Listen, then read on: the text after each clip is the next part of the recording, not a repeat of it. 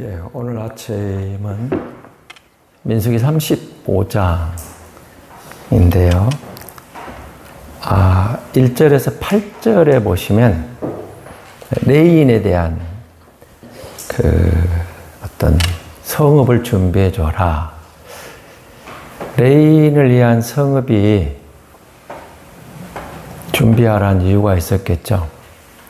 왜 그러냐면 레인들은 어떤 자신들의 개인적인 직업이 아니라 성전에 종사하고 그리고 하나님을 위한 일에 전적으로 헌신하도록 구별된 사람들이었습니다. 그래서 저들에게는 잘 아시는 대로 레위 지파는 기업이 없습니다. 땅을 분배하지 않았죠. 그런데 이들도 이제 먹고 살아야 되지 않겠습니까? 어떻게 살 것인가?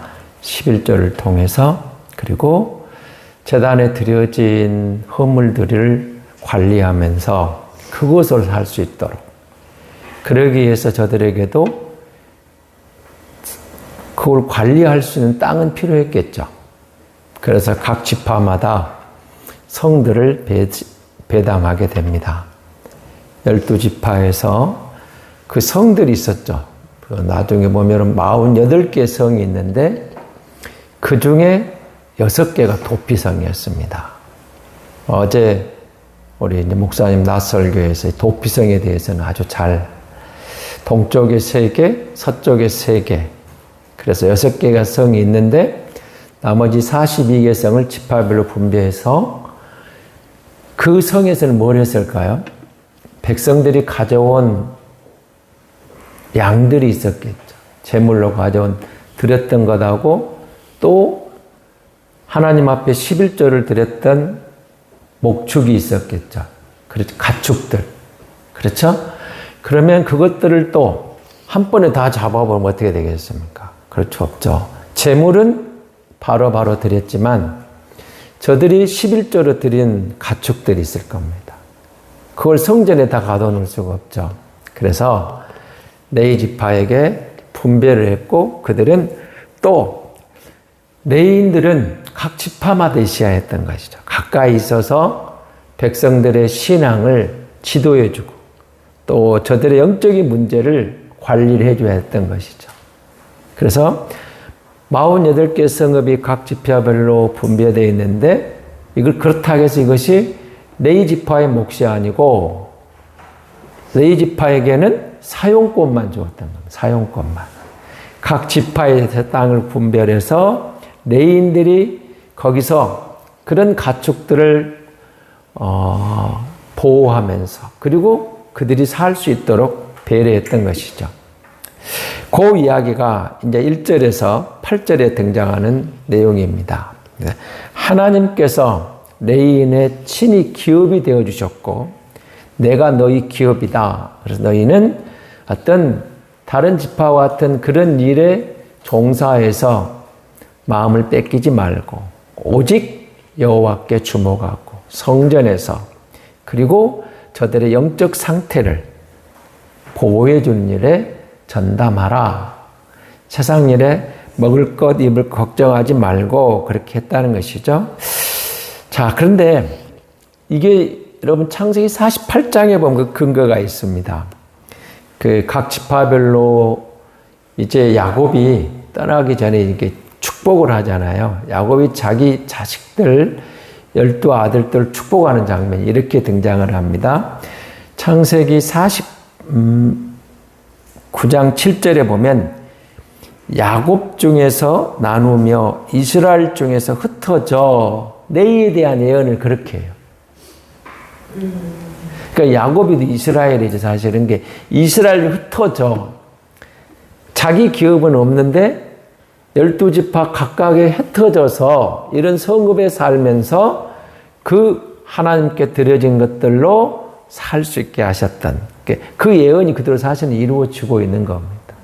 그러니까 12지파에게 예언했던 것도 그렇게 12 아이들에게 야곱이 축복하잖아요. 그 예언 기도죠.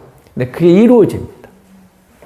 자, 그 다음에 도피성 문제가 9절에서 15절에 보면 이제 어제 아주 여러분 뭐 의미까지 잘 말씀을 들으셨죠. 목사님 잘 설명해 주셨는데 6 도피성, 동쪽에 3개, 서쪽에 3개, 6 도피를 줘서 가나안 사람들이 사실은 지금은 이스라엘이죠. 가나안 입성을 앞두고 있잖아요. 모압 평지니까 앞두고 있는데 거기 들어가서 원래 이 당시 법은 살인한 자는 반드시 죽이게 돼 있었습니다. 그래서 피해 복수를 허락해 줬던 시절입니다. 그런데 도피성을 두면서 하나님께서 이렇게 말씀하시는 겁니다. 거기 들어가서도 이런 제도를 통해서 무고한 피를 흘리지 않도록, 피가 원수를 함부로 갚지 않도록, 그래서 살인자를 같은 살인을 저질렀어도 구별하게 했던 것이죠. 그 첫 번째는 여러분 16절에서 21절에 있는 내용입니다. 도피성으로 피하여서 생명을 보존할 수 없는 사람들, 도피성으로 피난했어도 생명을 보존할 수 없는 사람들을 언급합니다. 이 사람들은 어떤 사람이에요? 고의적으로 살인한 사람. 그리고 실수가 아니라 고의적으로 살인을 했다. 무슨 철기를 가지고 아니면 돌멩이를 던져서 일부러 고의적으로 사람을 죽인 사람은 도피성으로 피난했더라도 정당한 재판을 떼서 아니면 죽이도록 끄집어내라는 거예요. 그곳에서 보호받을 수 없는 사람들로 언급을 하고 있는 겁니다. 그래서 무고한 생명을 함부로 죽이지 말아라. 고의적으로 살인을 하지 말라. 그런 의미가 있죠. 그래서 어떤 그 당시에 치명적인 무기를 사용한다든지 기구를 사용해서 일부러 사람을 죽였다. 이런 것에 대해서는 도피성으로 피난을 갔더라도 피할 수 없도록 분명하게 선을 긋고 있는 것입니다. 그 다음에 22절에서 25절에 보면 그러면 어떤 사람들이 보호받느냐? 고의성이 없는 살인. 그러니까 일을 하다가 도끼를 예를 들어서 뒤로 하는데 뒤에 있는 줄 몰랐는데 뒤에 쳐서 사람이 다쳤다든지 실수로 아무런 의도 없이 일을 하다가 그렇게 사람이 죽었을 때 그런 사람들은 만약 그 가족이 보면 지금 사람을 죽이러 올 거 아니겠습니까? 그게 피는 피로 갚아야 되고 생명은 생명으로 갚아야 되고 그러니까 6개의 도피성이 있잖아요. 그러니까 가까운 데로 일단 피난하는 거예요. 가까운 데로. 그래서 그런데 또 무조건 보호받느냐? 증인이 있어요. 증인. 2명 정도. 증인을 들어서 이 사람은 내가 봤는데 일부러 죽인 게 아닙니다. 정말 고의성이 없었습니다. 실수로 사람을 죽였습니다. 이런 증인을 들어서 그런 사람은 제사장들이 또는 대제사장이 판단을 해서 대제사장이 사는 날 동안 거기서 살 수 있도록 배려를 해줬던 것입니다. 그리고 대제사장이 죽으면 그때는 온전한 자유를 누려서 가족으로 돌아갈 수도 있고 그 도피성을 떠날 수도 있게 만들었던 겁니다. 그러니까 대제사장이 죽으면 자유를 얻었다. 우리의 영원한 대제사장은 누구죠? 예수 그리스도. 우리는 예수 그리스도의 보혈로 온전한 자유를 누린 사람. 죄에서 해방됐을 뿐만 아니라 모든 것으로부터 예수 그리스도의 보혈이 우리를 구하고 우리를 살리는 것이죠. 십자가의 은혜가 아니면 우리가 안 되는데 여기 도피성 이런 제도를 통해서도 예수 그리스도를 예표하고 있는 겁니다. 죽게로 가면 피할 수 있는 길을 주시는. 근데 어제 제자반에서 그런 이야기를 잠깐 들었는데 잠깐 들은 겁니다. 들은 건데 우리 시대에 이런 피난처, 이런 도피처가 이런 도피성이 있었으면 얼마나 좋겠느냐. 뭐 그런 말도 있고 여러분 생각해 보셨습니까? 그런 게 완전한 피난처가 있다면, 그런데 있어요. 예수 그리스도가 우리의 온전한 피난처입니다. 우리의 도피성입니다. 그래서 예수를 제대로 믿고 주님께로 나아갈 때 길이 있고 하나님의 은혜로 우리가 누리는 자유가 있다는 것이죠. 그리고 그 26절에서 28절에 보면 이 사람들이 제일을 대제사장에서 무죄다, 괜찮아, 너는 안 죽어도 돼 선언했어도 집으로 돌아가는 것이 아니고 그 도피성에 사는 거예요. 도피성에. 그리고 대제사장이 죽을 때까지. 이런 규정들. 그 다음에 마지막 29절에 34절 내용은 이제 그럼 그 도피성에 대한 여러 가지 그 규례 이야기를 하고 있습니다. 그래서 그러면서도 아주 중요한 한 가지가 있죠. 자기만의 그 주장으로는 혼자서 자기가 사람을 죽여놓고 내가 실수를 했습니다. 나는 죄가 없고 그렇게 안 된다는 거예요. 반드시 증인을 필요로 했습니다. 한 명 이상의 증인. 증인이 있을 때 그것이 유효했다는 것입니다. 그러니까 여러분 이런 제도를 보시면 이스라엘이 가나안에 들어가서 살 때에 피로 그 땅을 더럽히지 마라. 고의적인 살인으로 생명을 소홀히 해서 가볍게 여기고 하찮게 여겨서 생명을 함부로 죽이지 말라는 의미가 담겨 있죠. 왜요? 가나안은 하나님이 택한 백성들이 사는 하나님이 함께하는 땅입니다. 거기에 해막이 있잖아요. 이제 성전이 지어지겠죠? 그곳에 하나님께서 주시는 그 성막을 중심으로 해서 살아가는데 그 속에는 의미가 있잖아요. 이곳은, 이 땅은 하나님이 우리의 중심에 계시고 하나님 우리와 함께한 것입니다. 근데 그 하나님 어떤 하나님? 거룩하신 하나님. 거룩하신 하나님이 거하는 이 땅을 함께하는 이 백성이 그 땅을 더럽혀서는 안 된다는 것. 피로 더럽히지 말아라.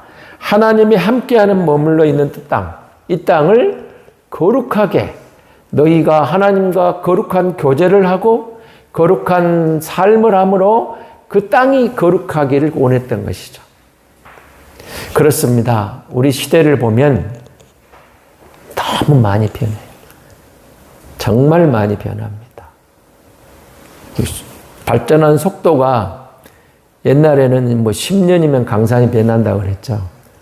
지금은 10년이면 천지가 변합니다. 이게 IT 발전하는 걸 보면 1년, 6개월 단위로 막 엄청난 속도로 너무 빨리 바뀌는 것 같아요. 그래서 어쩌면 적응하기 어려울 정도로 조금 열심히 준비하지 않으면 바뀝니다. 그래서 변하는 것들을 보면서 저는 이런 생각을 해봤어요. 범죄하는 방법도 다양하고, 여러분 보이스피싱이라는 말을 옛날에는 말도 안 돼, 들어보지도 못했죠. 근데 거기가 그 조직적으로, 이번 캄보디아 사건을 통해 보시더라도 이렇게 국제적으로 조직적으로 인권을 무시하고 사람을 가둬서 그 청년들을 데려다가 강압적으로 보이스피싱 조직이 있다. 실제적으로 있다는 겁니다. 거기만 있는가? 우리나라에도 있겠죠. 이럴 때 하나님이 교회를 통해서 자기 백성을 불러내시고 우리를 어떻게 칭하신 거죠? 성도다. 이 말은 거룩하다. 내 백성이다. 내가 거룩하니 너희도 거룩하라. 내가 너희 하나님이다. 우리가 구별된 백성으로 예수 믿고 하나님의 자녀가 되었다는 것은 이 말씀의 원리를 변함없이 지켜가는 거죠. 세상이 아무리 변하고 세상이 아무리 혼란스럽고 세상이 아무리 시끄러워도 하나님은 영원하신 하나님입니다. 변함이 없는 하나님입니다. 그때나 지금이나 앞으로도 세상의 모든 것이 변해도 하나님은 변함이 없는 하나님. 하나님의 말씀은 동일하신 하나님 말씀. 그리고 하나님에서 나온 그 말씀은 반드시 이루어진다는 이것은 변함이 없습니다. 그래서 우리가 하나님의 말씀을 붙잡고 성도의 길, 거룩한 하나님의 백성의 길, 그걸 추구해 나갈 때 하나님은 자기 백성의 영원한 피난처가 되시고 도피성이 되어주셔서 보호해 주시고 하나님이 부르신 자기 백성은 하나님이 반드시 책임진다는 약속인 겁니다. 우리가 이 약속의 백성답게 주님과 동행하면 지금도 하나님의 은혜로 하나님의 도우심으로 우리는 반드시 삶 속에서 하나님 임재를 경험하게 되는 줄 믿습니다. 하나님 감사합니다. 사랑합니다. 우리가 예수의 보혈로 구원받은 백성이요 거룩히 구별해 주신 제사장이요 하나님의 백성이 된 것 참 감사합니다. 주의 은혜를 깨달아 알게 하셨고 믿게 하셨고 그 주님과 동행하는 성도의 길을 걷게 해주시니 감사합니다. 새벽을 깨워 기도함으로 하루를 시작하고 새벽을 깨워 기도함으로 한 주간을 다시 시작하고 하나님의 은혜 안에서 사는 하나님의 자녀인 것을 진실로 감사합니다. 새벽을 깨워 기도하는 귀한 주의 자녀들의 기도를 들으시고 응답해 주옵소서. 일천번제를 작정하고 기도하며 자녀들을 가슴에 안고 기도하는 그 간절한 기도가 주께 연락되고 하나님의 방법으로 복을 주시고 인도하셔서 영광 받으실 줄로 믿습니다. 하나님, 날씨가 갑자기 추워집니다. 온 성도들의 건강을 지켜주시고 하나님 연로한 종들의 노년의 은총을 허락해 주옵소서.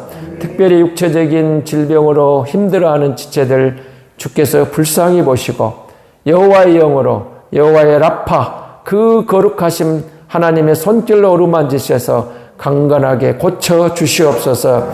긍휼히 여겨 주옵소서. 하나님, 입학 설명회를 앞둔 미랄두리 학교를 붙잡아 주시고 바자회를 앞둔 교회 행사를 지켜주셔서 하나님이 함께 하셔서 선한 열매로 주 영광 드러내고 많은 사람들이 주께로 돌아오는 열매를 보게 역사하여 주시옵소서. 구주 예수 그리스도의 이름으로 기도하옵나이다. 아멘.